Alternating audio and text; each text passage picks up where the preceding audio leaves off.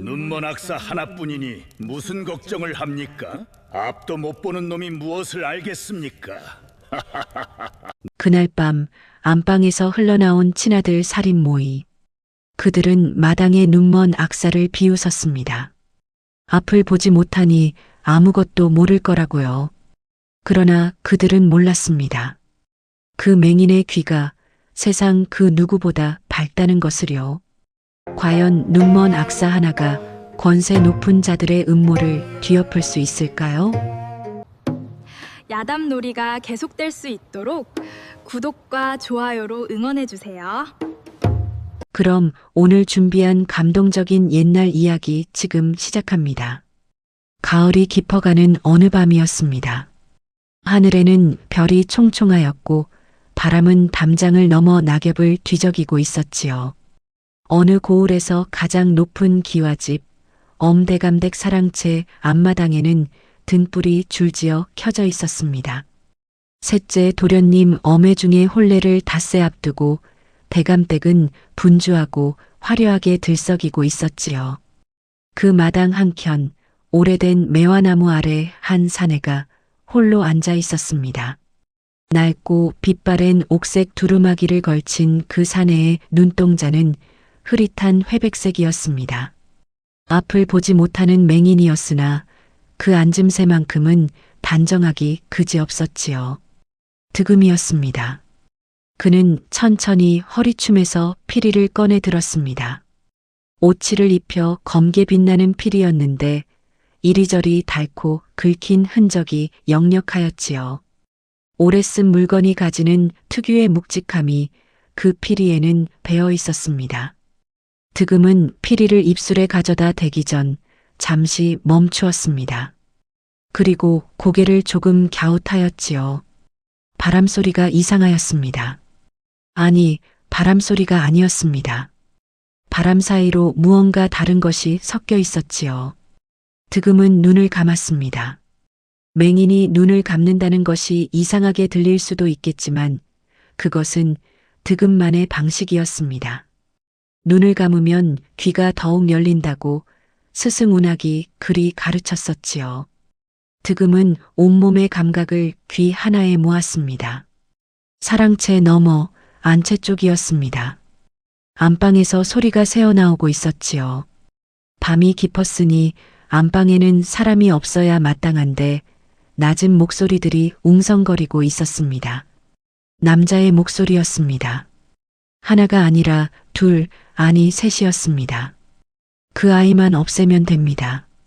그 아이 하나만 없어지면 모든 것이 우리 뜻대로 되지 않겠습니까? 쉿, 소리를 낮추시오. 괜찮습니다.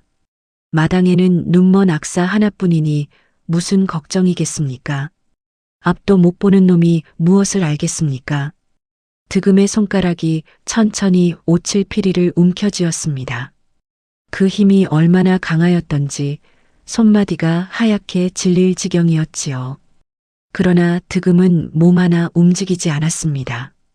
오직 귀만이 살아있었습니다. 셋째 도련님 혼례가 끝나는 날 밤이 좋겠습니다. 모두가 술에 취해 있을 것이고 관아 쪽도 잔치 분위기에 젖어 있을 것이니까요. 그 방법은 봉수리가 알아서 할 것이요.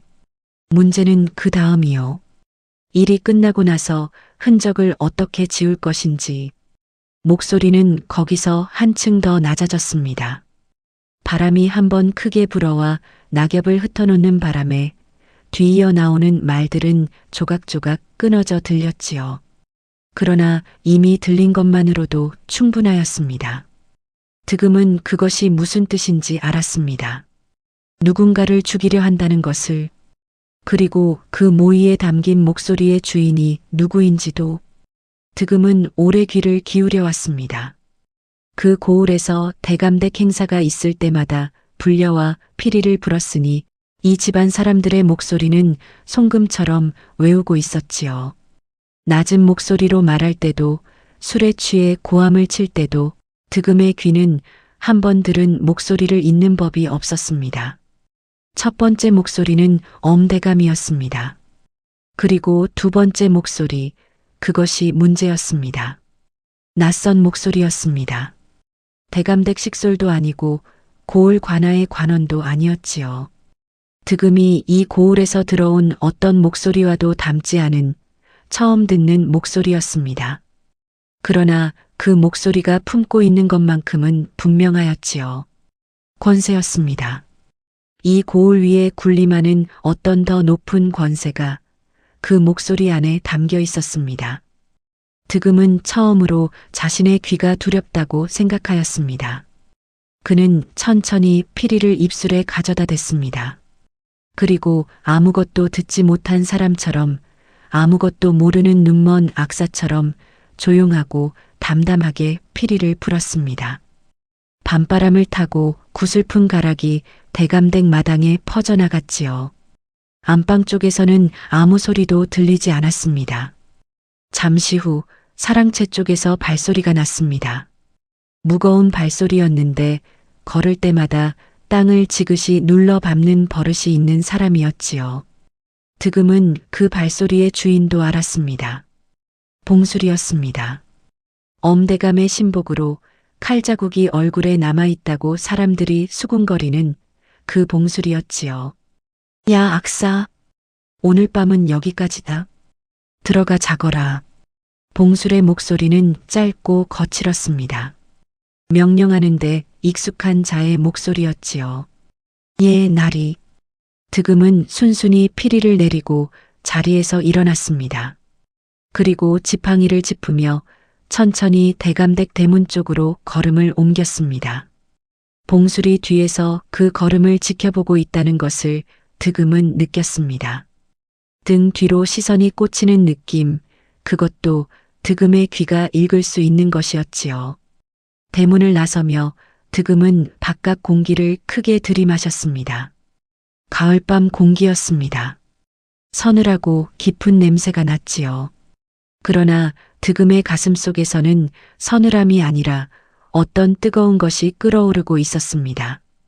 분노라고 하기엔 아직 이르고 두려움이라고 하기엔 이미 늦은 그 사이 어딘가의 감정이었지요. 그날 밤 득음은 집으로 돌아오는 내내 오칠피리를 손에서 놓지 않았습니다. 고을 변두리의 허름한 초가에 들어서면서도 차가운 방바닥에 앉으면서도 피리를 가슴에 안은 채 뜬 눈으로 밤을 지새우면서도 득음은 생각하고 또 생각하였습니다. 들어서는 안 될 것을 들었습니다. 알아서는 안 될 것을 알게 되었습니다. 그리고 그것을 들은 사람은 이 세상에서 오직 자신 하나뿐이었지요. 그 피리 소리가 멈추는 날, 이 고을에 피바람이 불 것이요. 그 말을 처음 들었을 때는 무슨 뜻인지 몰랐습니다. 그러나 이제는 알 것 같았지요. 피리 소리를 멈추게 하려는 자들이 있다는 것을, 그리고 그 자들이 얼마나 높은 곳에 있는지를. 득음은 오래도록 어둠 속에 앉아 있었습니다. 앞이 보이지 않으니 그에게는 낮도 밤도 어차피 같은 어둠이었습니다. 그러나 그날 밤의 어둠은 조금 달랐습니다. 무언가를 향해 걸어 들어가야 하는 어둠이었지요. 새벽닭이 울 때까지 득음은 오칠피리를 가슴에 안고 눈을 뜨고 있었습니다. 이튿날 아침 저작거리는 여느 때와 다름없이 시끌벅적하였습니다. 생선 장수의 외침소리, 엽전이 부딪히는 소리, 어린아이가 뛰어노는 소리.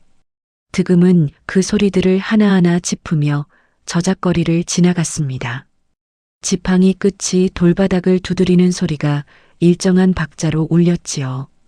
사람들은 득음을 보고 비켜서거나 혹은 대놓고 수군거렸습니다. 저기 눈먼 악사 지나간다. 대감댁에서 피리 부는 놈. 쯧쯧 앞도 못 보면서 저작거리를 혼자 돌아다니다니. 득음의 귀는 그 소리도 빠짐없이 들었습니다. 그러나 신경 쓰지 않았습니다. 오래전부터 그러하였으니까요. 맹인으로 살아온 세월이 20해가 넘었습니다. 15살 되던 해 개울가에서 발을 헛디뎌 머리를 부딪힌 후로 빛이 사라졌지요. 처음에는 무서웠습니다. 다음에는 슬펐습니다. 그러다가 어느 날부터는 그저 사는 것이 되었지요. 스승 운학을 만난 것은 눈을 잃은 이듬해였습니다. 운학은 이름 없는 악사였습니다. 이름난 악공도 아니고 줄을 대고 있는 악단도 없었지요. 고을에서 고을로 떠돌며 잔치마다 피리를 불고 엽전을 받는 그런 처지였습니다. 그러나 피리 소리만큼은 세상에 견줄 사람이 없었지요. 운학이 처음 득음에게 피리를 가르친 것은 의도적이 아니었습니다. 그저 허름한 주막 처마 밑에 웅크리고 있는 맹인. 소년이 불쌍해 보여서 밥 한 그릇 사주다가 이야기를 나누게 된 것이었지요. 그런데 운학이 피리를 꺼내 한 가락 불었더니 득음의 얼굴이 달라졌습니다. 눈이 없는 얼굴에 무언가 환한 것이 피어났지요. 다시 불어주십시오. 그 한마디가 시작이었습니다. 운학은 득음에게 피리를 가르쳤습니다. 처음에는 숨 쉬는 법부터 가르쳤지요. 피리는 숨으로 부는 악기가 아니라 몸 전체로 부는 악기라고 운학은 말하였습니다. 귀로 먼저 듣고 가슴으로 느끼고 그 다음에 입에서 소리가 나와야 한다고요.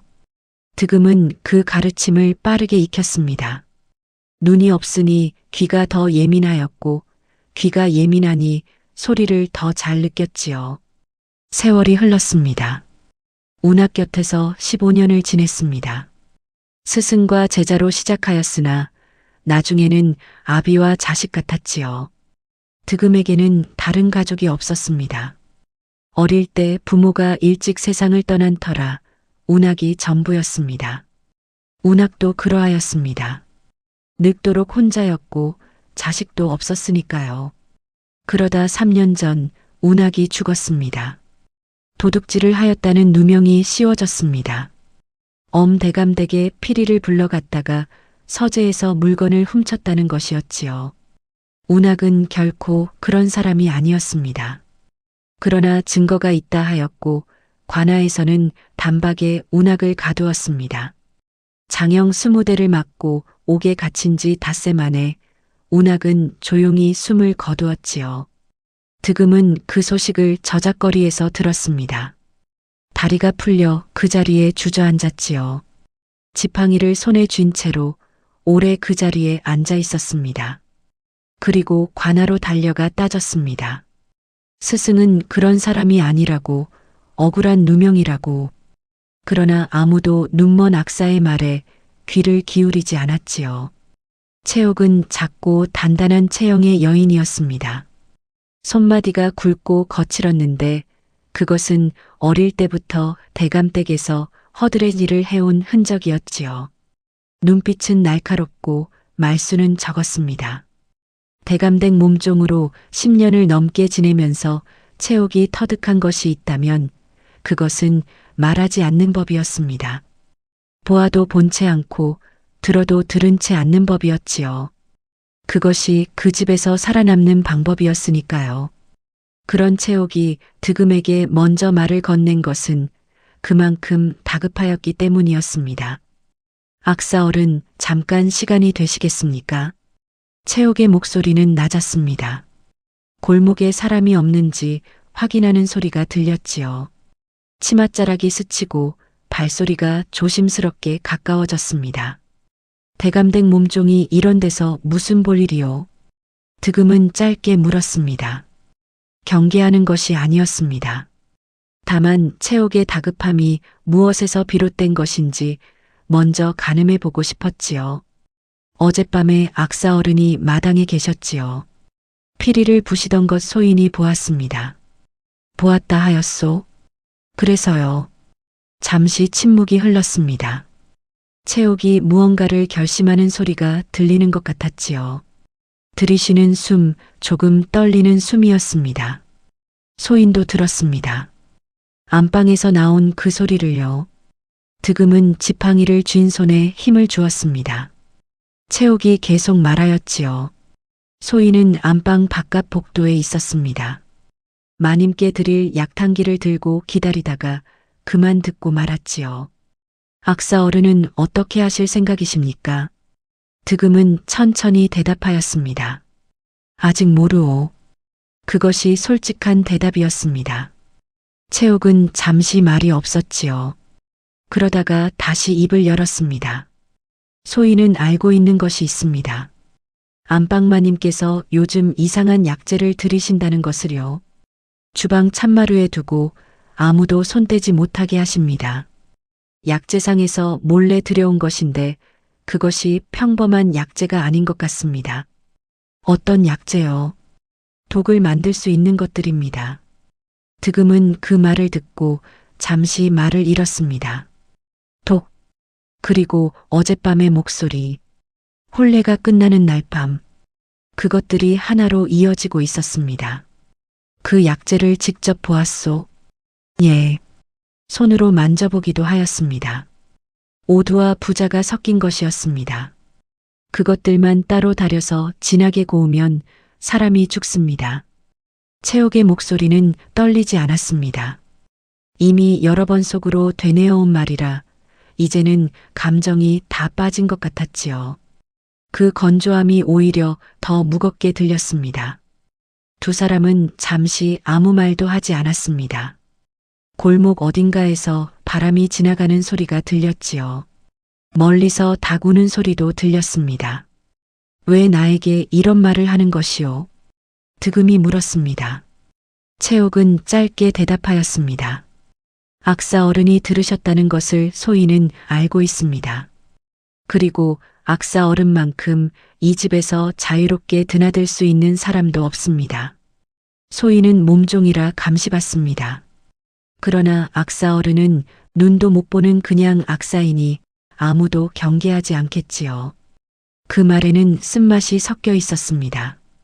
채옥이 득음을 얕보는 것이 아니라 그 상황이 그 자체로 쓴 것이었지요. 득음도 그것을 알았습니다. 계속 말해보시오. 이튿날부터 두 사람은 조심스럽게 정보를 나누기 시작하였습니다. 채옥은 안방 안쪽에서 들을 수 있는 것들을 전하였습니다. 마님이 언제 약재를 꺼내는지, 누가 드나드는지, 어떤 그릇에 무엇을 담는지, 그리고 득음은 사랑채 앞마당과 바깥채에서 귀로 긁어 모은 것들을 채옥과 맞추었지요. 한 가지가 점점 분명해졌습니다. 표적은 셋째 도련님 엄회중이었습니다. 회중 도련님은 다른 형제들과 달랐습니다. 어느 날 저녁 대감댁 담장 밖 후원 근처에서 채옥이 낮은 목소리로 말하였지요.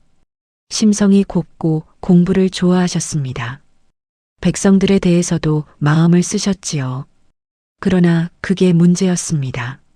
아버지 대감마님과 자주 부딪히셨거든요. 어떤 문제로 부딪혔소? 관아 일 때문이었습니다. 고을 백성들에게 세금을 과하게 걷는 것이 옳지 않다 하시면서 대감마님과 크게 다투신 적도 있었습니다. 한 달 전에는 직접 관아에 나가시겠다 하셨다가 대감마님께 호되게 막히셨지요. 득음은 천천히 그 이야기를 받아들였습니다. 대감이 자식을 죽이려 한다는 것이었습니다. 피를 나눈 자식을. 그러나 뒤집어 보면 대감이 무언가를 감추고 있기 때문이었겠지요. 아들이 살아서 관아 일을 들여다보기 시작하면 드러날 무언가를, 그 무언가가 영모와 연결되어 있는 것이라면 아들이 가장 큰 위협이 될 수도 있었습니다. 혼례 후 도련님은 독립하여 살림을 차리실 예정이셨습니까? 예. 혼례가 끝나면 곧 새 집으로 나가실 예정이었습니다. 그러면 대감마님의 손이 닿지 않는 곳에 계시게 되는 것이지요. 그래서였습니다. 혼례가 끝나는 날 밤이 마지막 기회이기 때문이었습니다. 득음은 오칠피리를 손에 쥐었습니다. 스승 운학이 생각났습니다. 그도 대감댁에서 무언가를 보았기 때문에 죽었을 것이었지요. 절도죄는 누명이었습니다. 애초에 운학이 죽어야 하는 이유가 따로 있었던 것이고 그 이유는 지금 득음이 듣고 있는 이 비밀들과 닿아 있을 터였지요. 스승은 알고 있었던 것입니다. 그리고 알았기 때문에 죽었습니다. 득음의 가슴 안에서 무언가 단단하고 뜨거운 것이 뭉쳐지는 것이 느껴졌습니다. 그것은 슬픔도 아니고 분노도 아니었지요. 그 두 가지가 오래 섞여 굳어진 어떤 다른 것이었습니다. 결심이라고도 할 수 있었고 각오라고도 할 수 있었습니다. 채옥 씨, 예. 닷새 안에 증거가 필요합니다. 눈으로 볼 수 있는 증거가요. 채옥이 잠시 침묵하였습니다. 그리고 말하였지요. 대감마님 서재에 문서가 있을 것입니다. 소인이 한번 본 적 있는데 일반 서찰이 아니었습니다. 도장 색깔이 달랐습니다. 어떤 색이었소? 붉은 도장이었습니다. 그런데 대감마님 도장이 아니었습니다. 더 높은 곳에서 온 것이었지요. 붉은 도장. 득음은 그 말을 마음속에 단단히 새겼습니다. 증거가 있었습니다. 그렇다면 그것을 꺼낼 방법을 찾아야 하였습니다. 눈먼 악사와 몸종 하나가 권세 높은 대감과 그 배후의 더 높은 세력을 상대해야 한다는 것이 두렵지 않으냐고 묻는다면 득음은 이렇게 대답하였을 것입니다. 두려움은 스승이 죽던 날 이미 다 써버렸다고요. 좋소. 함께 합시다. 저물어가는 가을 하늘 아래 두 사람은 아무 약속도 없이 헤어졌습니다. 그러나 그날부터 득음과 채옥은 같은 편이었지요. 그리고 득음은 초가로 돌아오는 길 내내 오칠피리를 손에 들고 가만히 소리를 들었습니다. 바람소리, 풀벌레 소리, 멀리서 들려오는 물소리. 그 모든 소리들이 마치 그에게 무언가를 속삭이는 것 같았지요. 아직 끝나지 않았다고. 이제 시작이라고. 사실 득음이 처음부터 맹인으로 살아온 것은 아니었습니다. 15살까지는 눈이 보였지요. 어릴 때의 기억이 아직 남아 있었습니다. 어미의 얼굴, 고을 뒷산의 빛깔, 첫눈이 내리던 날 하늘의 색. 그러나 그 기억들은 세월이 지날수록 점점 흐릿해졌습니다. 지금은 거의 남아있지 않았지요. 오히려 그 편이 나을지도 몰랐습니다. 선명하게 기억하고 있다면 잃었다는 슬픔도 그만큼 선명할 테니까요. 눈을 잃은 것은 개울가에서였습니다. 15살 가을, 홀로 물을 기르러 나갔다가 미끄러지면서 바위에 머리를 부딪혔지요. 의식이 돌아왔을 때 눈앞에는 아무것도 없었습니다. 빛도 그림자도 아무것도요. 그저 완전하고 평평한 어둠뿐이었지요. 어미는 울었고 마을 사람들은 혀를 찼습니다. 그러나 어떤 의원도 다시 볼 수 있게 해주지는 못하였습니다. 어미는 그 이듬해에 세상을 떠났습니다. 아비는 이미 없었지요. 16살의 맹인 소녀는 그렇게 혼자가 되었습니다. 운학을 만난 것은 그로부터 반년쯤 지난 뒤였습니다. 주막 처마 아래 웅크리고 있던 득음에게 운학이 다가왔지요. 그리고 밥을 사주고 이야기를 나누고 피리를 불어주었습니다. 그날 운학이 분 피리 소리가 득음의 마음 안에 처음으로 빛 같은 것을 만들었습니다. 눈으로 보는 빛이 아니라 귀로 느끼는 빛이었지요. 그것이 득음이 처음으로 살아있다고 느낀 순간이었습니다. 운학은 엄격하지 않았습니다. 가르칠 때 소리를 높이거나 화를 내지 않았지요. 다만 잘못된 것이 있으면 조용히 짚어주었습니다. 내 숨이 거칠다. 마음을 가라앉혀라. 내 귀는 맞는데 입이 서두른다. 기다려라. 그런 말들이었지요. 득음은 그 말들을 모두 기억하고 있었습니다. 운학이 죽기 전날 밤 옥에서 면회가 허락되었습니다. 득음이 달려갔을 때 운학은 이미 장형의 상처로 몸을 제대로 가누지 못하였습니다. 차가운 옥방 바닥에 누운 채로 간신히 숨만 쉬고 있었지요. 스승님 소인입니다. 득음입니다. 혼례 사흘 전이었습니다. 대감댁은 온통 혼례 준비로 정신이 없었지요. 마당에는 비단 휘장이 내걸렸고 부엌에서는 음식 냄새가 진하게 풍겨 나왔습니다. 하인들이 분주히 오가고 바깥에서는 혼례에 쓸 짐들이 줄줄이 들어오고 있었지요. 그 분주함 속에서 채옥은 안방과 주방 사이를 바삐 오갔습니다. 그리고 득음은 여느 때처럼 불려왔습니다.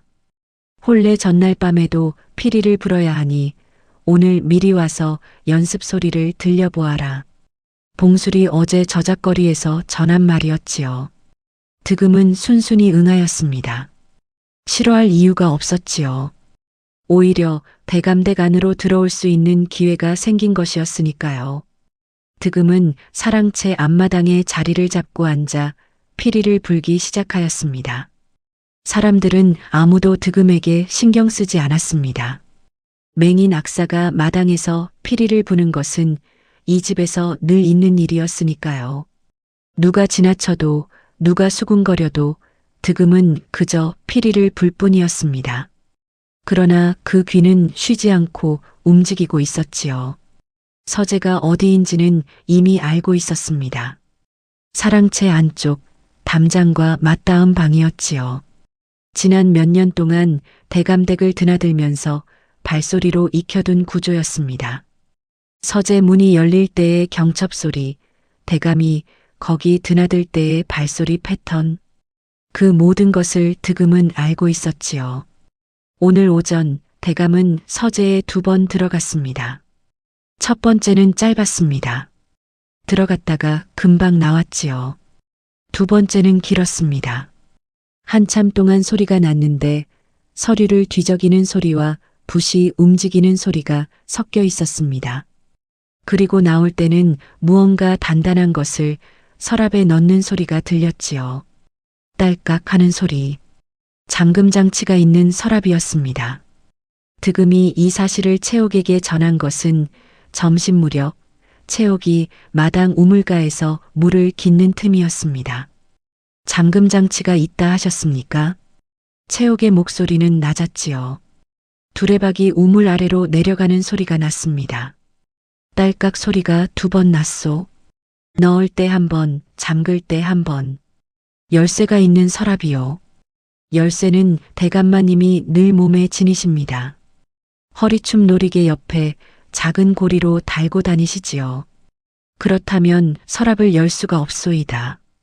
채옥이 두레박을 끌어올리며 잠시 말이 없었습니다. 물소리가 찰랑거렸지요. 그러다가 채옥이 조심스럽게 입을 열었습니다. 오늘 저녁 대감마님이 사랑채에서 바깥 손님을 접대하실 예정입니다. 술자리가 길어지면 잠드시기 전에 주무실 채비를 하러 안방에 들어오시지요. 그때 잠깐이라도 방심하시는 순간이 있을 수 있습니다. 그 순간에 열쇠를 가져오겠다는 것이요. 채옥은 대답하지 않았습니다. 대답하는 대신 두레박을 내려다보았지요. 득음에게는 그 침묵의 의미가 들렸습니다. 예, 라는 뜻이었습니다. 위험합니다. 소인이 판단하겠습니다. 채옥의 목소리는 단호하였습니다. 그 단호함 뒤에 무언가 개인적인 것이 있을 것이라고 득음은 느꼈습니다. 단순히 도련님을 살리고 싶어서만은 아닐 것이라고요. 그러나 묻지 않았습니다. 각자에게는 각자의 이유가 있는 법이었으니까요. 그날 저녁 사랑채에서는 술자리가 벌어졌습니다. 득음은 그 자리에서 피리를 불었습니다. 손님들의 목소리가 점차 높아지고 술 냄새가 공기 안에 퍼져나갔지요. 득음은 피리를 불면서 귀로 그 자리를 읽었습니다. 손님은 셋이었습니다. 그중 하나의 목소리가 낯설지 않았지요. 어젯밤 안방에서 들은 그 목소리였습니다. 2번째 목소리, 이 고을 위에 군림하는 권세가 담긴 목소리. 그 사람이 사랑채에 와 있었습니다. 대감의 손님으로. 득음은 피리를 불면서 그 목소리에 온 신경을 집중하였습니다. 말투는 상대를 아래로 대하는 버릇이 있었지요. 대감에게 말할 때도 은연중에 내려다보는 기색이 배어 있었습니다. 그렇다는 것은 이 고을 대감보다 높은 자라는 뜻이었습니다. 그리고 그 자가 이 고을까지 직접 내려와 있다는 것은 이번 일이 그만큼 중요하다는 뜻이기도 하였지요. 술자리는 밤 깊도록 계속되었습니다. 득음이 피리를 내리도록 허락이 난 것은 해시가 다 되어서였지요. 득음은 자리에서 일어나 마당 쪽으로 나왔습니다. 바깥 공기가 차가웠습니다. 그때 채옥의 발소리가 들렸습니다. 빠른 발소리였는데 평소보다 조금 불안하게 엇박자가 나는 것 같았지요. 가까이 왔을 때 채옥이 득음의 소매를 살짝 잡아당겼습니다. 악사어른, 아주 낮은 목소리였습니다. 얻었소? 예. 채옥의 손에 무언가 작고 차가운 것이 들려 있었습니다. 쇠 열쇠였지요. 대감마님이 주무시러 들어오시면서 잠깐 상 위에 내려놓으셨습니다. 다른 놀이개 고리를 고쳐 묶으시려고요. 그 순간이었습니다. 서재에 들어가야 합니다. 지금은 안 됩니다. 봉수리가 사랑채 쪽을 지키고 있습니다. 새벽 이경이 지나야 자리를 비웁니다. 두 사람은 그 자리에서 헤어졌습니다. 열쇠는 채옥이 품속에 감추었지요. 득음은 마당 구석에 앉아 새벽이 오기를 기다렸습니다. 차가운 땅이었습니다. 가을이 다 지나고 초겨울로 접어드는 공기가 옷 사이로 스며들었지요. 득음은 오칠 피리를 손에 쥐고 소리 없이 지공만 짚으며 앉아 있었습니다. 이경이 되었습니다. 봉술의 발소리가 사랑채 방향으로 멀어졌습니다. 채옥이 다시 나타났지요. 두 사람은 아무 말 없이 서재 쪽으로 움직였습니다. 채옥이 앞장서고 득음이 뒤를 따랐습니다. 득음은 발소리를 최대한 줄였지요. 맨발에 가까운 가벼운 걸음으로 채옥의 발소리를 따라 움직였습니다. 서재 문 앞에 섰습니다. 채옥이 열쇠를 꺼내 문을 열었지요. 경첩 소리, 득음이 익히 알고 있는 그 소리였습니다. 둘은 안으로 들어갔습니다. 서재 안에는 책 냄새와 먹 냄새가 가득하였습니다. 채옥이 조용히 움직이며 서랍을 찾는 소리가 났습니다. 나무 서랍이 열리는 소리, 종이가 스치는 소리 있습니다. 채옥이 낮고 떨리는 목소리로 말하였지요. 붉은 도장이 찍혀 있습니다. 2장입니다. 어떤 내용이요? 소희는 글을 다 읽지는 못합니다만 이름들이 적혀 있습니다. 여러 고을의 관원 이름들이요. 그리고 날짜와 숫자들이요. 날짜는 언제요? 올해 날짜들입니다. 가장 최근 것은 보름 전이고요. 득음은 손을 내밀었습니다. 그 문서를 주시오. 채옥이 문서를 득음의 손에 쥐어주었습니다. 득음은 그것을 손끝으로 더듬었지요. 두꺼운 종이였습니다. 접힌 자국이 있었고 도장의 인면이 눌린 자리가 손끝에 살짝 느껴졌습니다. 그리고 득음은 천천히 허리춤에서 오칠 피리를 꺼냈습니다. 피리 아랫마개를 조심스럽게 돌렸지요. 마개가 빠졌습니다. 그 안에는 빈 공간이 있었습니다. 스승 운학이 만들어둔 공간이었지요. 채옥이 가져온 문서는 얇고 길었습니다. 조심스럽게 접어 말아서 피리 속으로 밀어 넣었습니다. 딱 맞았습니다. 그리고 마개를 다시 끼웠지요. 딸깍. 그 소리 하나가 서재 안에 작게 울렸습니다. 채옥이 빈 서랍을 닫고 열쇠를 제자리에 가져다 놓으러 나갔습니다. 득음은 혼자 서재 문 앞에 서 있었지요. 손에는 오칠 피리. 그 속에는 붉은 도장이 찍힌 문서. 스승님, 소인이 찾았습니다. 득음은 속으로만 그 말을 하였습니다. 소리는 내지 않았지요. 그러나 그 말은 서재 안의 먹 냄새 속에 고이 스며들었습니다. 채옥이 돌아왔을 때 그 얼굴에는 안도와 공포가 동시에 담겨 있었습니다. 열쇠를 가져다 놓았습니다. 대감마님은 아직 주무시고 계십니다. 잘하였소. 두 사람은 서재에서 나와 다시 마당으로 돌아갔습니다. 별이 많은 밤이었지요. 득음에게는 보이지 않는 별이었지만 채옥이 올려다보는 소리가 들렸습니다. 잠깐 걸음을 멈추고 고개를 드는 소리가요. 무엇이 보이요? 득음이 물었습니다. 별입니다.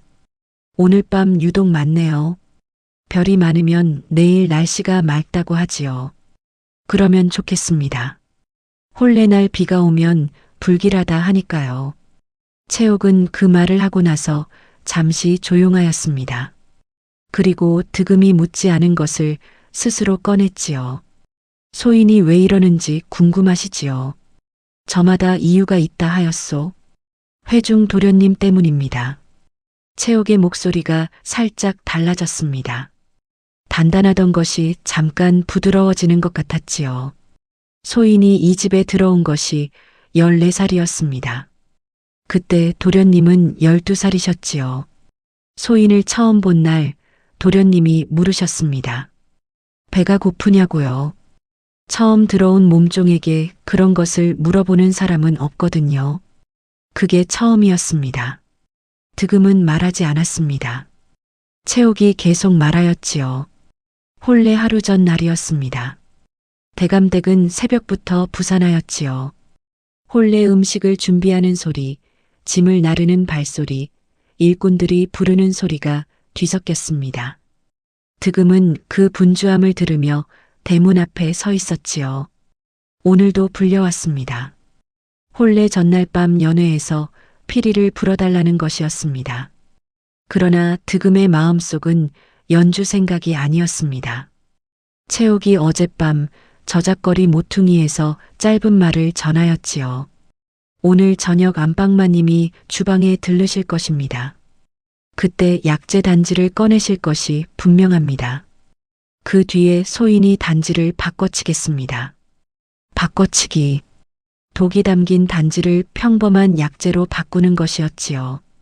그것이 성공한다면 혼례날 밤 엄해 죽은 독을 마시지 않아도 됩니다. 그러나 채옥이 발각된다면 그것으로 모든 것이 끝날 것입니다. 득음은 마당에 자리를 잡고 앉아 피리를 불기 시작하였습니다. 평소와 다름없는 가락이었습니다. 구슬프고 조용한 가락이었지요. 사람들은 아무도 주의를 기울이지 않았습니다. 그러나 득음의 귀는 온 집안을 돌아다니고 있었습니다. 주방에서는 음식 준비가 한창이었습니다. 냄비 소리, 칼 소리, 불 위에서 끓는 소리. 안방 쪽에서는 윤씨 마님의 발소리가 이따금 들렸습니다. 차분하고 무거운 발소리였지요. 서두르지 않는 사람의 걸음이었습니다. 그 여유로움이 오히려 더 무겁게 느껴졌습니다. 오후가 되었습니다. 연회 준비가 무르익으면서 사랑채 쪽이 더욱 시끌벅적해졌지요. 손님들이 하나둘 들어오기 시작하였습니다. 바깥에서 들어오는 발소리들, 인사하는 목소리들, 웃음소리들. 그때 득음의 귀에 익숙하지 않은 소리가 들어왔습니다. 주방 쪽이었습니다. 채옥의 발소리였지요. 그런데 그 발소리가 달랐습니다. 평소와 달리 아주 천천히 그리고 아주 조심스럽게 움직이고 있었습니다. 단지를 들고 움직이는 사람의 발소리였습니다. 채옥이 지금 움직이고 있었습니다. 득음은 피리를 계속 불면서 그 발소리를 쫓았습니다. 주방에서 나와 안채 쪽 창고 방향으로 이동하는 것이 느껴졌지요. 잘 되고 있었습니다. 소리만 듣기에는 문제가 없어 보였습니다. 그런데 그때였습니다. 안방 쪽에서 윤씨 마님의 발소리가 갑자기 빨라졌습니다. 복도를 가로질러 주방 쪽으로 향하는 것이었지요. 무언가를 확인하러 가는 발소리였습니다. 그 발소리가 채옥이 있는 방향으로 향하고 있었습니다. 득음은 순간 피리 소리를 잠깐 끊었습니다. 그리고 다시 불었습니다. 그런데 이번에는 가락을 바꾸었지요. 구슬픈 가락이 아니라 밝고 경쾌한 가락으로요. 잔치 분위기에 맞는 가락이었습니다.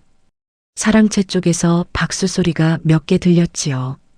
오, 좋구나 하는 소리도 들렸습니다. 그 소리에 윤씨 마님의 발소리가 잠깐 멈추었습니다. 사랑채 쪽을 향하는 것 같았지요. 연애 분위기를 가늠하는 것이었을까요? 아니면 그냥 잠깐 멈춘 것이었을까요? 그 몇 초가 채옥에게 기회가 되었습니다. 채옥의 발소리가 재빠르게 창고 안으로 들어가는 것이 들렸지요. 그리고 윤씨 마님의 발소리는 다시 방향을 틀어 안방으로 돌아갔습니다. 득음은 숨을 내쉬었습니다. 그리고 다시 구슬픈 가락으로 돌아왔지요. 그날 저녁 연회가 무르익을 무렵 채옥이 마당을 지나쳤습니다. 득음 가까이를 지나치면서 아주 낮게 속삭였지요. 바꿨습니다. 그 두 글자가 전부였습니다. 그러나 충분하였지요. 혼례 날 밤 독은 없을 것입니다. 엄해중은 살 것이었습니다. 그러나 안도하기에는 일렀습니다. 독살 계획을 막은 것은 됐지만 아직 영모의 주모자들이 건재하고 있으니까요. 피리 속 문서를 관아에 제출하여야 하였습니다. 그리고 그 전에 그 낯선 목소리의 주인이 누구인지를 밝혀야 하였지요. 연회가 깊어지면서 사람들은 취하기 시작하였습니다. 득음은 피리를 내리고 조용히 마당 한켠에 물러섰습니다. 사랑채 안에서는 웃음소리와 노래소리가 섞였지요. 그리고 그 사이사이로 낮은 목소리들이 오갔습니다. 내일 밤일은 준비가 되어 있소. 그것은 봉술의 목소리였습니다. 차질 없이 하시오. 한 번에 끝내야 합니다. 그것은 대감 엄진수의 목소리였지요. 걱정 마십시오. 피리 소리가 크게 울릴 때 하면 아무도 알아차리지 못할 것입니다. 득음은 그 말을 들으며 손이 굳어지는 것을 느꼈습니다. 피리 소리가 크게 울릴 때 그것은 다름 아닌 득음이 연주할 때를 말하는 것이었습니다. 혼례 날 밤 맹인 악사가 피리를 부는 그 순간을 그들은 엄해중을 죽이는 시간으로 정해놓은 것이었지요. 득음의 피리 소리가 살인의 신호가 되도록 득음은 피리를 쥔 손에 힘을 풀었습니다. 그리고 다시 단단히 쥐었지요. 분노가 차오르는 것을 느꼈습니다. 그러나 그 분노를 밖으로 내보내지 않았습니다. 분노는 안으로 삭혀야 힘이 된다는 것도 스승 운학에게서 배운 것이었으니까요. 지금 당장 소리를 지르고 싶었습니다. 관아로 달려가고 싶었습니다. 그러나 그것이 효과가 없다는 것을 득음은 알고 있었습니다. 맹인 악사 하나의 말을 아무도 믿어주지 않을 것이었으니까요. 3년 전 스승의 억울함을 호소하였을 때처럼요. 증거가 있어야 하였습니다. 피리 속에 문서가 있었지요. 그러나 그것만으로는 부족할 수도 있었습니다. 그 낯선 목소리의 주인이 누구인지를 밝혀야 하였습니다. 이 고을 대감보다 높은 자가 누구인지를요. 득음은 연회가 끝날 때까지 자리를 지켰습니다. 그리고 그날 밤 가장 늦게 사랑채에서 나오는 손님의 발소리를 쫓았습니다. 그 손님은 대감이 문까지 배웅하였지요. 헤어지면서 나눈 말, 내일 혼례 자리에서 뵙겠습니다. 예, 대감. 좋은 밤 되시오. 그리고 나가는 발소리. 득음은 그 발소리를 기억에 새겼습니다. 오른발이 왼발보다 조금 무거운 걸음이었지요. 오래된 왼쪽 무릎 부상이 있는 사람의 걸음걸이였습니다. 그리고 그 손님의 하인이 대문 바깥에서 부르는 소리가 들렸지요. 날이 이쪽이 옵니다. 날이 대감이 아니라 날이었습니다. 그 하인은 주인을 대감이라 부르지 않았습니다. 날이라 불렀지요. 그렇다면 이 고을 대감보다 높지만 대감이라는 칭호를 쓰지 않는 자였습니다. 어사였습니다. 아니면 그보다 더 높은 곳에서 내려온 자였지요. 득음의 머릿속에서 조각들이 맞춰지기 시작하였습니다. 이 영모는 이 고을에서 끝나는 것이 아니었습니다. 더 높은 곳에서 내려오는 힘이 있었고 그 힘이 이 고을 대감을 움직이고 있었습니다. 엄진수는 그 거대한 음모의 한 조각이었고 그 아들 엄해중은 그 음모가 새어나갈 구멍을 막기 위해 제거되어야 할 존재가 된 것이었지요. 내일 혼례 날이었습니다. 그리고 내일 밤 피리 소리가 울릴 때 그것이 신호가 되도록 설계되어 있었지요. 득음은 집으로 돌아오는 길 내내 생각하였습니다. 어떻게 하면 내일 혼례날 밤이 지나기 전에 모든 것을 뒤집을 수 있을지를요. 피리가 살인 신호로 쓰이기 전에 그 피리가 진실을 드러내는 소리가 되게 할 방법을 찾아야 하였습니다. 초가집 방바닥에 앉아 득음은 57 피리를 꺼냈습니다. 그리고 스승 운학의 목소리를 떠올렸습니다. 소리는 막을 수 없느니라. 아무리 높은 담을 쌓아도 소리는 담을 넘어간다. 스승이 그리 말하였지요. 처음 피리를 배울 때 왜 소리를 크게 내야 하느냐고 묻는 득음에게 소리는 막을 수 없다고, 그러니 크게 불어야 한다고. 알겠습니다, 스승님. 득음은 혼자 그 말을 하였습니다. 그리고 내일을 준비하기 위해 눈을 감았지요. 밤이 깊었습니다. 그러나 세상은 준비가 된 자를 기다려주지 않는 법이었습니다. 이튿날 새벽, 아직 동도 트지 않은 시각이었지요. 득음의 초가집 문을 두드리는 소리가 났습니다. 조심스러운 소리였지만 그 안에 다급함이 담겨 있었습니다. 채옥이었지요. 득음이 문을 열자 채옥의 숨소리가 거칠게 들렸습니다. 들켰습니다. 그 두 마디가 모든 것을 말해주었지요. 약재단지 바꾼 것을요. 마님이 아셨습니까?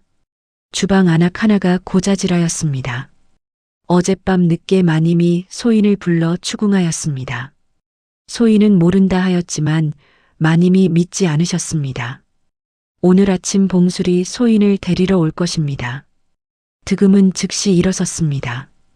지금 당장 여기를 떠나야 합니다. 어디로 가겠습니까? 소인은 이 고을에 아는 사람이 없습니다. 일단 움직여야 합니다. 여기 있으면 잡힙니다. 두 사람은 서둘러 초가를 나섰습니다. 새벽 공기가 차가웠지요.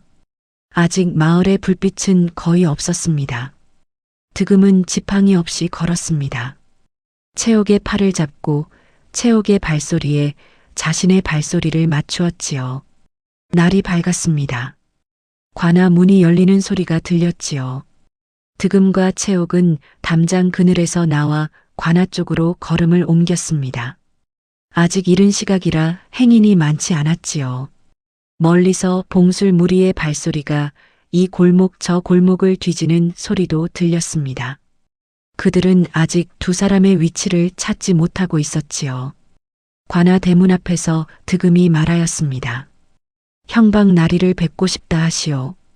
운학의 제자가 왔다고 하면 알 것이오. 채옥이 안으로 들어갔습니다. 득음은 문 밖에서 기다렸지요. 바람이 불어왔습니다. 관아 마당 안에서 인기척이 오가는 소리가 들렸습니다. 잠시 후 발소리가 들렸습니다. 조금 절뚝이는 발소리였지요. 왼쪽 무릎이 좋지 않은 사람이었습니다. 득음은 그 발소리를 알았습니다. 관아 형방 박이방이었지요. 운학의 제자라 하였느냐? 그 목소리는 무뚝뚝하였지만 무언가 기억을 더듬는 기색이 배어 있었습니다. 예, 나리. 득음이라 합니다. 그래, 득음이. 맹인 악사 말이지. 운학이가 늘 말하던. 박이방은 잠시 말이 없었습니다. 그리고 말하였지요. 들어오너라. 이야기를 들어보겠다. 관아 이방청 안으로 들어갔습니다. 채옥도 함께였지요. 득음은 박이방 앞에 앉아 처음부터 이야기를 시작하였습니다. 어젯밤 안방에서 들은 것부터 채옥과 함께 문서를 가져온 것까지, 그리고 피리 속 문서를 꺼내 박이방 앞에 내놓았지요. 종이가 펼쳐지는 소리가 났습니다. 박이방이 읽는 소리가 들렸습니다. 아주 조용하였지요. 읽는 동안 숨소리도 줄어드는 것 같았습니다. 그리고 한참 후에야 입을 열었습니다. 이게 사실이라면. 사실입니다, 나리. 이름들이 있다. 여러 고을의 관원 이름들이. 그리고 이 붉은 도장은 박 이방의 목소리가 낮아졌습니다. 어사가 쓰는 도장이 아니다. 이것은 더 높은 곳, 의정부에서 쓰는 도장이다. 의정부.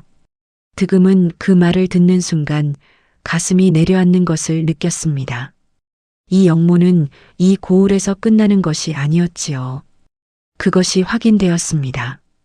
어젯밤 대감댁 사랑채에 온 손님이 있습니다. 날이. 채옥이 끼어들었습니다. 그 손님이 오늘 혼례에 참석할 것이라 하였습니다. 대감과 함께 오늘 밤 일을 진행할 것이고요. 박 이방은 한참 동안 문서를 들여다보았습니다. 그리고 말하였지요. 너희 두 사람은 여기 있어라. 밖으로 나가지 말고. 날이 오늘 밤 혼례 연회에서 제가 피리를 불어야 합니다. 그것이 봉술의 신호가 된다 하였으니 제가 피리를 불지 않으면 그들이 눈치를 챌 것입니다. 박 이방이 멈추었습니다. 그렇다면 내가 피리를 불어야 한다는 말이냐? 예. 그러나 다른 방식으로요. 득음은 자신이 생각한 것을 말하였습니다. 박 이방은 들으면서 한 번은 혀를 차고 한 번은 짧게 탄식하였지요. 그리고 말하였습니다. 위험하다. 위험하더라도 이 방법이 가장 확실합니다. 날이. 박 이방은 한참 생각하였습니다. 이방청 안에 바람이 들어오는 소리가 났지요. 멀리서 혼례 준비 소리가 들리기 시작하였습니다. 대감댁에서 울리는 꽹과리 소리였습니다. 좋다. 그러나 혼자는 안 된다. 관원 둘을 함께 보내겠다. 평복으로. 감사합니다. 날이. 운학이 이 아이를 아꼈지. 그것이 아니었다면 내가 이 이야기를 들었겠느냐. 박 이방의 목소리에는 무언가 낡은 슬픔 같은 것이 담겨 있었습니다. 오래된 친구에 대한 기억이었지요. 그날 오후 대감댁 혼례 준비는 최고조에 달하였습니다. 고을 안 사람들이 구경하러 몰려들었고 대문 앞에는 선물짐들이 줄지어 들어왔지요. 득음은 여느 때처럼 대감댁으로 불려 들어갔습니다. 채옥은 관아에 남아 있었지요. 두 사람이 함께 들어가면 이상하게 보일 수 있었으니까요. 대감댁 마당 안은 시끌벅적하였습니다. 혼례 하객들이 사랑채와 안채를 넘나들었지요. 그 속에서 봉술이 어딘가에 있을 것이었습니다. 그리고 어젯밤에 그 손님도. 득음은 자리를 잡고 앉아 피리를 들었습니다. 그리고 귀를 열었습니다. 모든 소리를 받아들이기 시작하였지요. 사람들의 발소리, 웃음소리, 술잔 부딪히는 소리, 혼례 축하 음악 소리. 그 사이사이로 봉술의 발소리를 찾았습니다. 봉술은 사랑채와 마당 사이를 오가고 있었습니다. 그리고 그 낯선 손님의 발소리도 찾았지요. 어젯밤 대문을 나서던 왼쪽 무릎이 좋지 않은 그 발소리. 있었습니다. 사랑채 안쪽이었지요. 대감 바로 옆에 앉아 있는 것 같았습니다. 득음은 피리를 입술에 가져다 댔습니다. 그리고 불기 시작하였지요. 혼례에 어울리는 밝고 경쾌한 가락이었습니다. 하객들이 박수를 치기 시작하였지요. 분위기가 무르익어 갔습니다. 저녁이 되었습니다.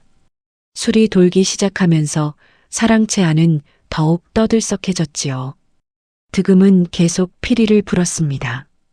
그리고 귀로는 봉술의 움직임을 쫓았지요. 봉술이 사랑채에서 나왔습니다. 마당을 가로질러 안채 쪽으로 움직였지요. 어매중의 방이 있는 쪽이었습니다. 혼례를 마치고 신방에 들어간 어매중이 있는 곳이었지요. 때가 되었습니다. 득음은 피리를 더 크게 불었습니다. 신호처럼 들리겠지요. 그러나 그것은 다른 신호였습니다. 관아 평복 관원들을 향한 신호였습니다. 봉술이 안채 쪽 복도를 걸어가는 소리가 들렸습니다. 그리고 그 발소리가 어매중의 방문 앞에서 멈추었습니다. 문 여는 소리가 들리기 직전 다른 발소리들이 뛰어오는 소리가 들렸지요. 거기 서라. 관원들의 목소리였습니다. 봉술이 멈추는 소리가 들렸습니다. 그리고 욕설이 터졌지요. 봉술의 목소리였습니다. 사랑채 안이 술렁이기 시작하였습니다. 득음은 피리를 내렸습니다. 그리고 사랑채 쪽을 향하여 말하였습니다. 크지 않은 목소리였지만 고요해진 마당 안에 또렷이 퍼졌지요. 날이 그 한마디에 모든 것이 시작되었습니다. 사랑채 안이 순식간에 얼어붙었습니다. 하객들이 술잔을 내려놓았지요. 웃음소리가 멎었습니다. 대감 엄진수가 자리에서 일어서는 소리가 들렸습니다. 그리고 그 낯선 손님도 자리에서 일어나는 소리가 났지요. 무슨 짓이냐? 맹인 악사 따위가 감히. 엄진수의 목소리에는 분노와 함께 두려움이 섞여 있었습니다. 그 두려움이 오히려 무언가를 말해주었지요. 득음은 마당 한가운데에 섰습니다. 대감마님, 소인은 눈이 보이지 않아 얼굴을 볼 수 없습니다.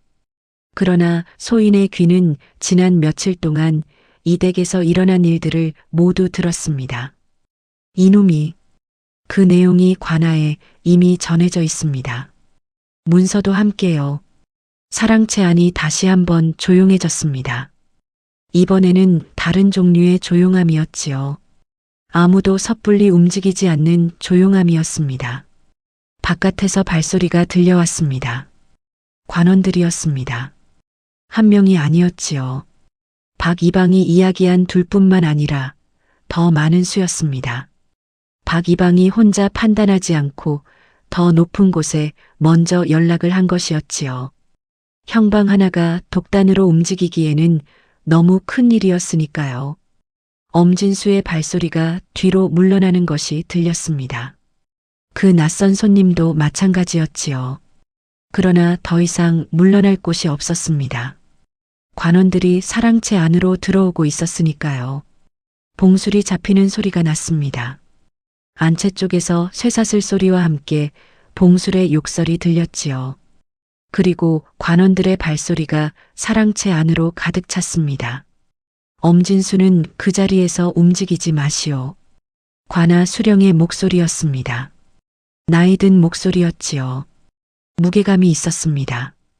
엄진수가 무언가 말하려 하였지만 목소리가 나오지 않았습니다.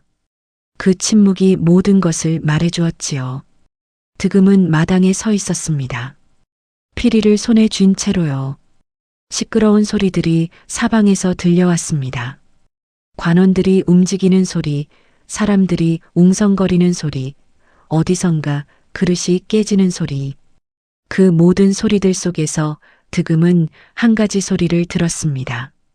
어매중에 방문이 열리는 소리였지요. 그리고 누군가가 나오는 발소리.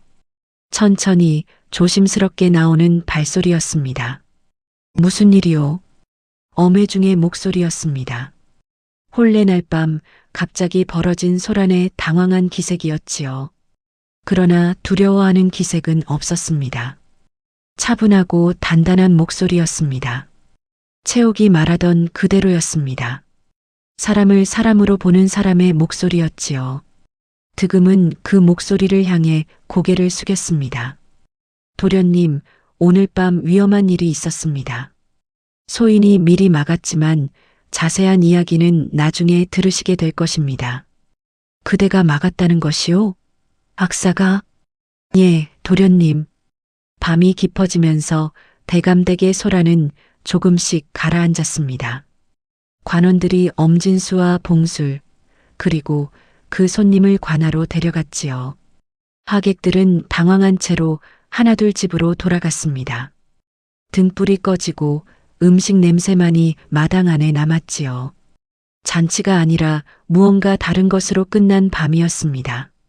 득음은 대감댁 마당에 혼자 앉아 있었습니다. 채옥이 관아에서 이쪽으로 오고 있다는 것을 알았지요. 발소리가 멀리서부터 들렸으니까요. 빠른 발소리였는데 안도와 피로가 섞인 걸음이었습니다. 어떻게 되었습니까? 채옥이 옆에 와 앉으며 물었지요. 봉술이 잡혔소? 대감도, 그리고 그 손님도. 채옥은 잠시 말이 없었습니다. 그리고 긴 숨을 내쉬었지요. 오래 참았던 숨을 한꺼번에 내보내는 것 같은 소리였습니다. 회중 도련님은 괜찮으십니까? 안전하오. 그 말에 채옥이 또 한 번 조용해졌습니다. 이번에는 다른 의미의 침묵이었지요. 안도와 함께 무언가 오래된 것이 다 풀리는 것 같은 침묵이었습니다. 그런데 득음은 완전히 안도할 수가 없었습니다. 아직 풀리지 않은 것이 있었으니까요. 스승 운학이 왜 죽었는지 그 이유가 정확히 밝혀지지 않았습니다. 영모 문서와 스승의 죽음이 연결되어 있다고 느끼기는 하였지만 그것은 아직 느낌에 불과하였지요. 관아에서 조사가 진행되면 자연스럽게 드러날 수도 있었지만 자연스럽게 묻힐 수도 있었습니다. 박이방나리께 다시 가야겠소. 지금 가시겠습니까? 이 밤에 스승의 일을 물어봐야 하오. 채옥이 잠시 생각하는 것 같았지요. 그리고 말하였습니다. 같이 가겠습니다. 두 사람은 관아로 향했습니다. 고을 밤길은 고요하였습니다. 혼례날이라 사람들이 많았던 저작거리도 이 시각에는 거의 비어 있었지요. 멀리서 물소리가 들렸습니다. 고을 동쪽을 흐르는 개울 소리였지요. 관아 이방청은 아직 불이 켜져 있었습니다. 박 이방이 아직 있었지요. 문서들을 정리하고 있는 것 같았습니다. 종이 넘기는 소리, 붓이 움직이는 소리가 들렸습니다. 득음이 왔구나. 예, 날이. 잘 되었다. 큰일을 하였어. 감사합니다. 그런데 날이 소인이 여쭤볼 것이 있습니다. 박 이방이 붓을 내려놓는 소리가 났습니다. 운학이 말이지. 예. 박 이방은 한참 동안 말이 없었습니다. 그 침묵이 무언가를 담고 있었지요. 말하기를 망설이는 사람의 침묵이었습니다. 나도 오래전부터 이상하다고 생각하였다. 운하기가 도둑질을 하였을 사람이 아니라는 것은 나도 알았지. 그러나 대감댁에서 증거를 가져왔고 관아에서는 그것을 받아들였으니 내가 어떻게 할 수가 없었다. 왜 스승은 대감댁 서재에 들어갔을까요? 그것이 오늘 밤 잡힌 자들을 조사하면 나올 것이다. 그러나 내가 짐작하기로는 운하기가 무언가를 알게 된 것이겠지. 대감댁에서 피리를 불다가 너처럼 들은 것이 있었던 것 아니겠냐? 득음은 그 말을 듣고 가슴이 내려앉는 것을 느꼈습니다. 스승도 들었던 것이었습니다. 그리고 증거를 찾으려 서재에 들어갔다가 들켰던 것이었지요. 도둑으로 몰린 것은 그것을 덮으려는 수단이었고요. 스승이 오칠 피리 속에 공간을 만들어둔 것도 자신이 그 일을 완수하지 못할 때를 대비하여 제자에게 남긴 것이었을 것입니다. 스승님이 알고 있었던 것이었군요. 박 이방이 조용히 말하였지요. 운하기는 성미가 고든 사람이었다. 그런 것을 보고 모른 척 하지 못하였겠지. 그래서 죽었다. 득음은 방바닥에 앉은 채로 고개를 숙였습니다. 스승은 혼자 그 무게를 지고 있었던 것입니다. 그리고 그것을 제자에게 전하면서도 직접 말하지 않고 피리 속에 담아두었지요. 아마도 알게 하면 위험해질까 봐서였을 것입니다. 때가 되면 스스로 알 것이라 믿었던 것이겠지요. 스승은 끝까지 스승이었습니다. 득음의 눈에서 무언가 뜨거운 것이 차오르는 것이 느껴졌습니다. 맹인의 눈에서 눈물이 나온다는 것이 이상하게 들릴 수도 있겠지만 눈이 보이지 않는다고 해서 슬픔이 없는 것은 아니었지요. 오히려 슬픔은 소리로 왔습니다. 가슴 속에서 나는 소리로요. 스승의 억울함이 밝혀질 수 있겠습니까? 날이. 이번 조사에서 다 나올 것이다. 대감과 봉술이 입을 열면 운하기에게 누명을 씌운 것도 밝혀지겠지. 감사합니다. 박 이방이 다시 붓을 드는 소리가 났습니다. 오늘 밤 고생하였다. 쉬어라. 두 사람은 관아를 나왔습니다. 밤이 더욱 깊어졌지요. 별이 많았습니다.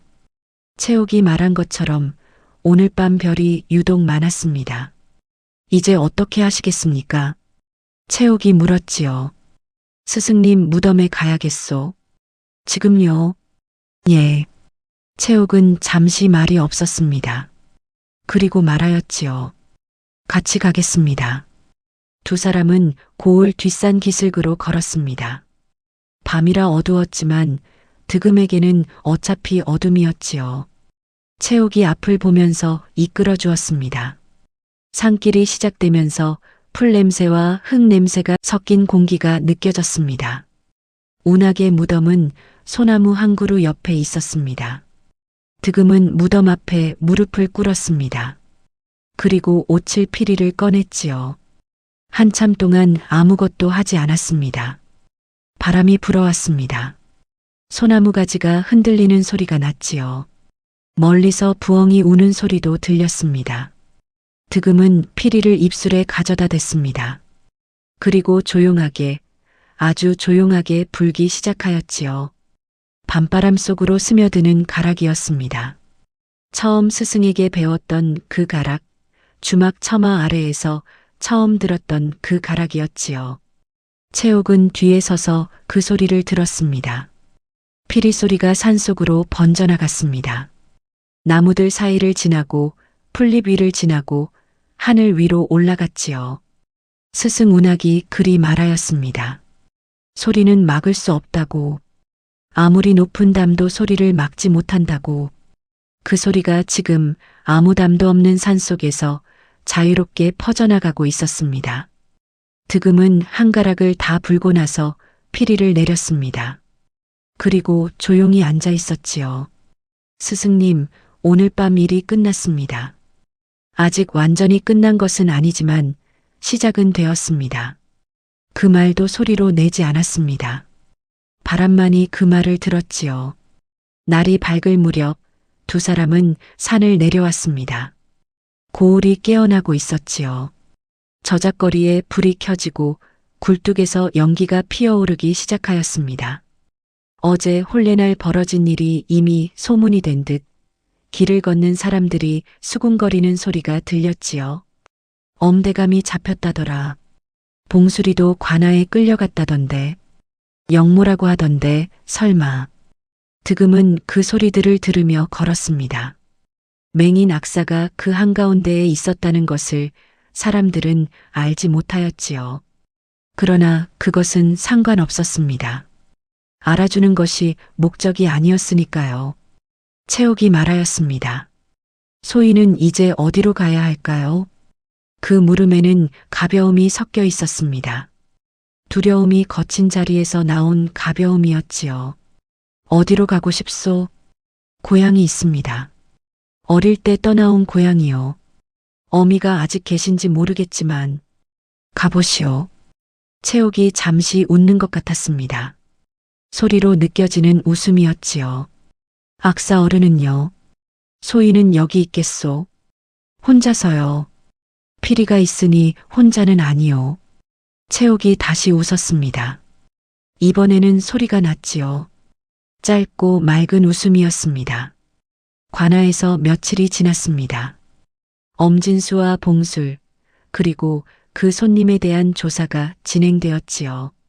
박 이방이 전해준 소식에 따르면 그 손님은 인근 여러 고을에 걸쳐 세금을 착복하고 반대하는 관원들을 제거하는 역모에 가담한 자였습니다.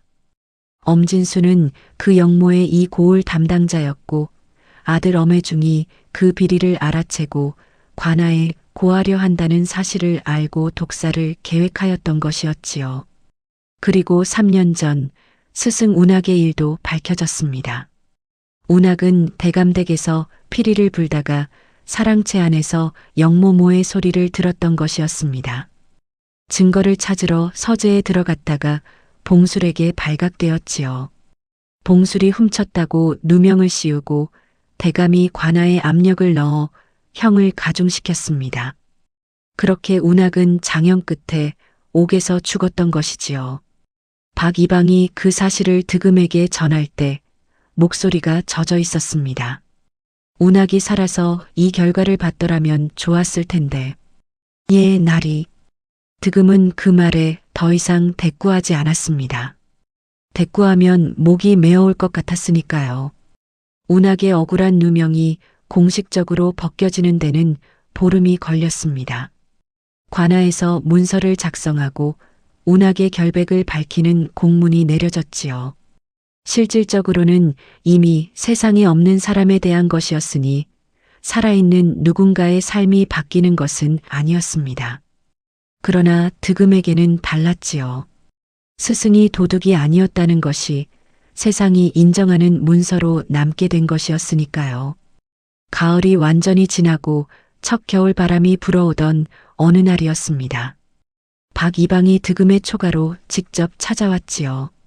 관아 사람이 천안 악사의 초가를 직접 찾아오는 일은 드문 일이었습니다.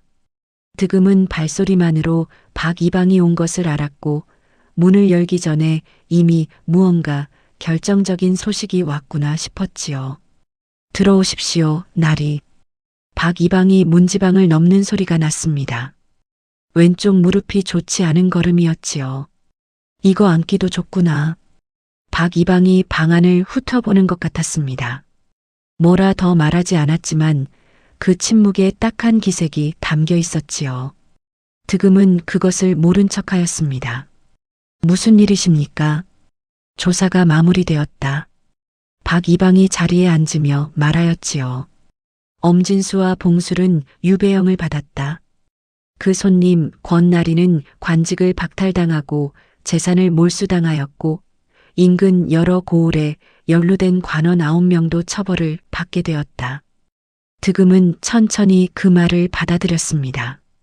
스승 운하게 거는요. 공식적으로 누명이 벗겨졌다. 억울하게 죽은 것으로 인정되었고 이름이 복권되었다. 운하게 이름으로 된 복권 문서가 관아에 보관될 것이다. 득음은 아무 말도 하지 않았습니다.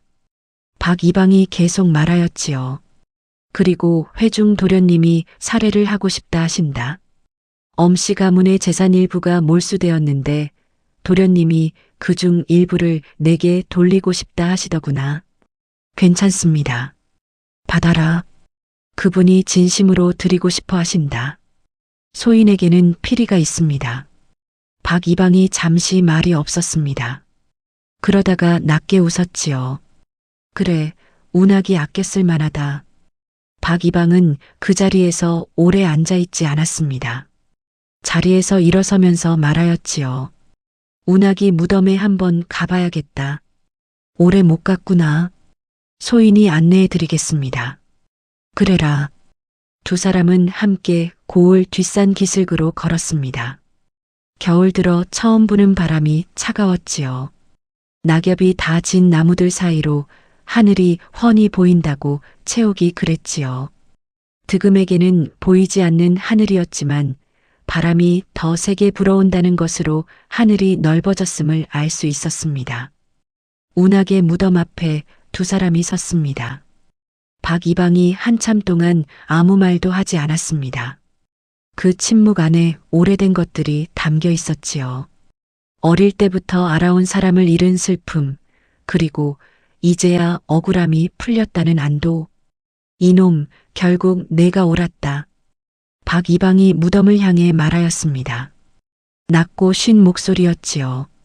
득음은 그 말을 들으며 오칠피리를 꺼냈습니다. 그리고 천천히 입술에 가져다 댔지요. 처음 배웠던 가락이었습니다.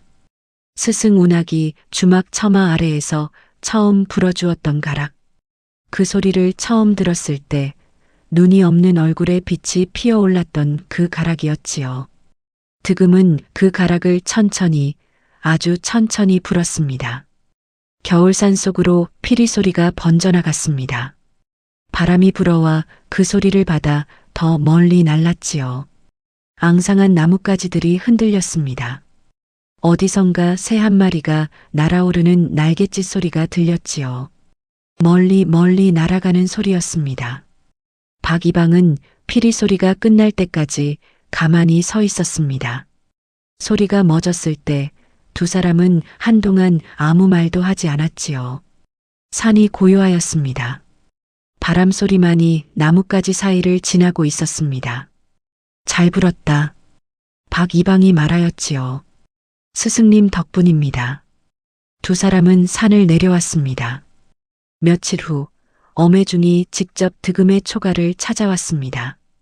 이렇게 누추한 곳에 사시는 줄은 몰랐습니다.